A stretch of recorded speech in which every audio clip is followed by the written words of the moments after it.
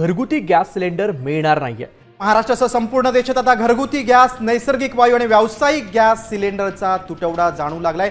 पुढे वितरकांकडे गॅसचा साठा कमी आहे, त्यामुळे हा निर्णय घेण्यात आला। भारताचा गॅस साठा संपला, आता या जिल्ह्यांमध्ये गॅस सिलेंडर मिळणार नाही। सिलेंडरच्या बाबतीत एक अतिशय भयानक बातमी समोर आली आहे। उद्या मध्यरात्रीपासून गॅस सिलेंडर मिळणे आता पूर्णपणे बंद होणार आहे की काय, अशी परिस्थिती निर्माण झाली आहे।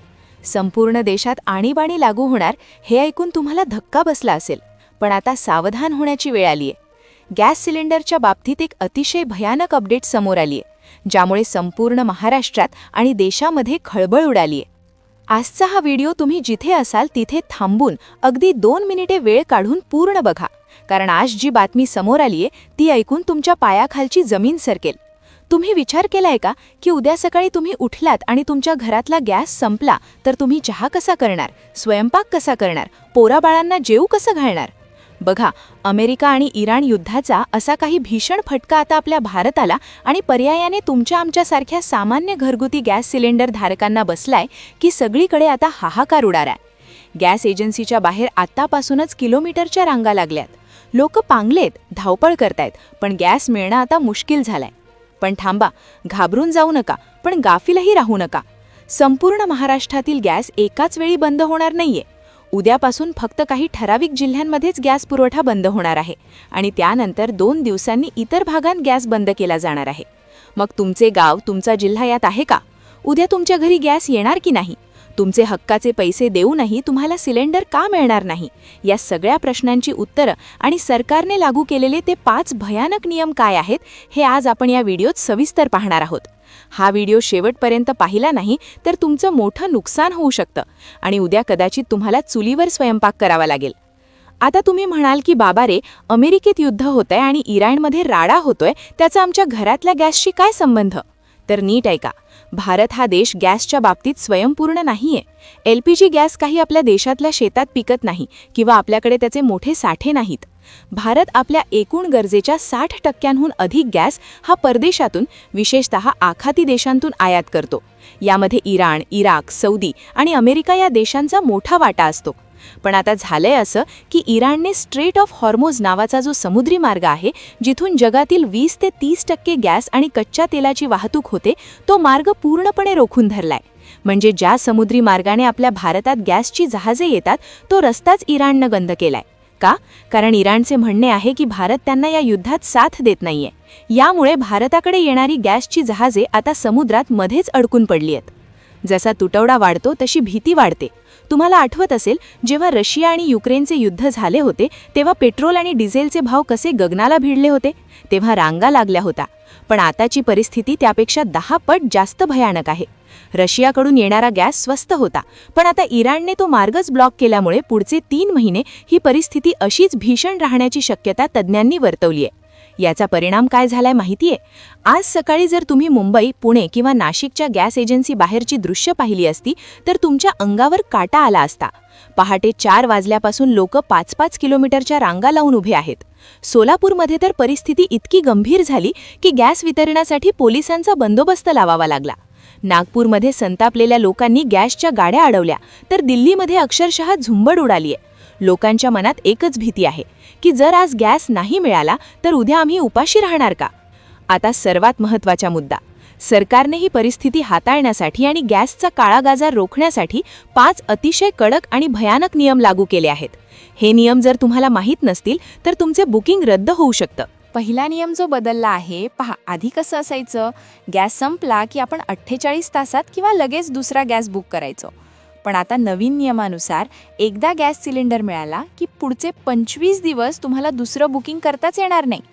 तुमचे कुटुंब मोठे असेल आणि गॅस 15 दिवसात संपला तर पुढचे 10 दिवस तुम्हाला लाकडावर किंवा कोळशावर स्वयंपाक करावा लागेल। सरकारने ही मर्यादा गॅस वाचवण्यासाठी घातली आहे। दुसरा नियम अत्यंत कडक आहे, ज्याच्यामध्ये सरकारने आता इन्सेन्शियल कमॉडिटी ॲक्ट म्हणजेच अत्यावश्यक वस्तू कायदा लागू केला आहे।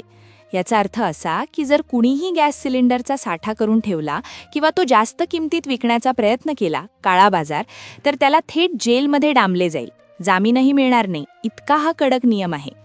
तिसऱ्या नियमामुळे 80% लोकांचा प्रॉब्लेम होणार, तो म्हणजे तुमच्यापैकी अनेकांनी अजूनही KYC केली नसेल। ज्यांची KYC अपूर्ण आहे किंवा ज्यांच्या नावे एकापेक्षा जास्त कनेक्शन आहेत, अशा लोकांचे गॅस कनेक्शन तात्काळ बंद करण्याचे आदेश दिले गेले आहेत. त्यामुळे तुमचा गॅस सुरू ठेवायचा असेल तर ही कागदपत्रे नीट तपासा. चौथा नियम हा गॅस ग्राहकांसाठी महत्त्वाचा आहे. तो म्हणजे आता सरसकट सर्वांना पाहिजे तेवढे सिलेंडर मिळणार नाहीत. ज्या भागात टंचाई जास्त आहे तिथे रेशन कार्डवर जसे धान्य मिळते तसाच आता गॅसचा कोटा ठरवला जाणार आहे. जर तुमच्याकडे रेशन कार्ड नसेल किंवा ते अपडेट नसेल तर गॅस मिळण्यात मोठी अडचण येईल. पाचवा नियम म्हणजे तपासणी. हा नियम गृहिणींसाठी खूप महत्त्वाचा आहे. आता गॅस डिलिव्हरी देणारा माणूस तुमच्या घरात येऊन तपासणी करू शकतो. तो हे बघणार की तुम्ही गॅसचा वापर फक्त घरगुती स्वयंपाकासाठीच करताय की त्याचा वापर करून काही घरगुती व्यवसाय करताय. जर तुम्ही घरगुती गॅसवर व्यावसायिक काम करताना आढळलात तर तुमचं कनेक्शन कायमचं रद्द होईल. आता तुम्ही विचाराल की नक्की कोणत्या जिल्ह्यात गॅस बंद होणार आहे? तर ऐका. सरकारने सुरुवातीला मुंबई, पुणे, ठाणे, नाशिक आणि पालघर यांसारख्या मोठ्या शहरांवर लक्ष केंद्रित केलंय, कारण इथे लोकसंख्या जास्त आहे आणि मागणी प्रचंड आहे. उद्या मध्यरात्रीपासून या भागांतील त्या लोकांसाठी गॅस पुरवठा खंडित होईल ज्यांनी KYC केलेली नाही. हॉटेल मालकांना तर याचा सर्वात मोठा फटका बसलाय.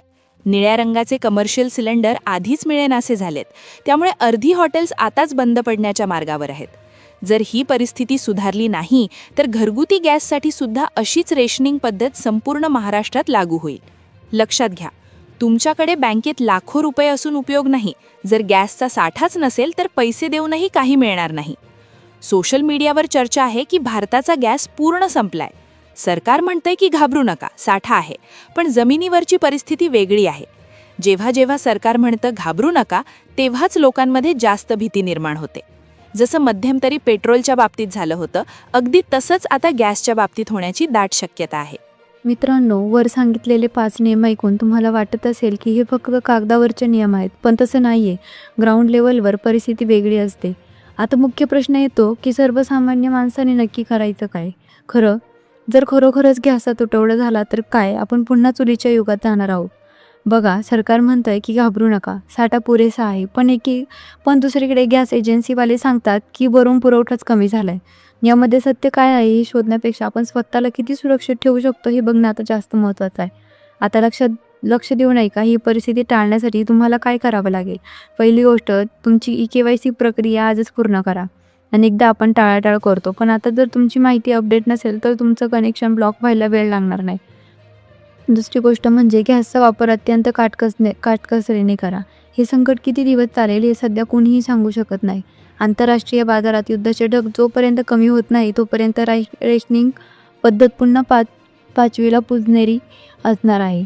पण मला एक सांगा, नेहमी सर्वसामान्य माणसावरच ही वेळ का येते? जेव्हा कधी आंतरराष्ट्रीय पातळीवर काही घडतं तेव्हा त्याचा पहिला फटका आपल्या किचनपर्यंत का पोहोचतो?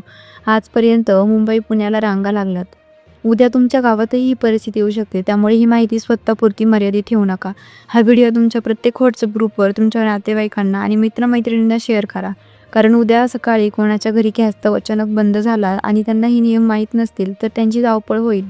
त्यांना सावध करणं ही तुमची आणि माझी जबाबदारी आहे. आणि हो, तुम्हाला काय वाटतं, खरोखरच गॅस तुटवडा युद्धामुळे होतोय की काही मोठी साठेबाजी सुरू आहे? तुमच्या भागात गॅस सिलेंडर सहज मिळतोय की तिथेही रांगा सुरू आहेत? तुमच्या जिल्ह्याचं नाव आणि तिथली परिस्थिती खाली कमेंट्समध्ये नक्की सांगा. तुमच्या एका कमेंट्समध्ये तर लोकांनाही खरी परिस्थिती काय आहे हे समजायला मदत होईल. सावध राहा, सतर्क राहा आणि अफवांवर विश्वास ठेवण्यापेक्षा अधिकृत नियमांचे पालन करा. पुढच्या अपडेटसाठी आपल्या चॅनेलला सबस्क्राईब करायला विसरू नका. धन्यवाद.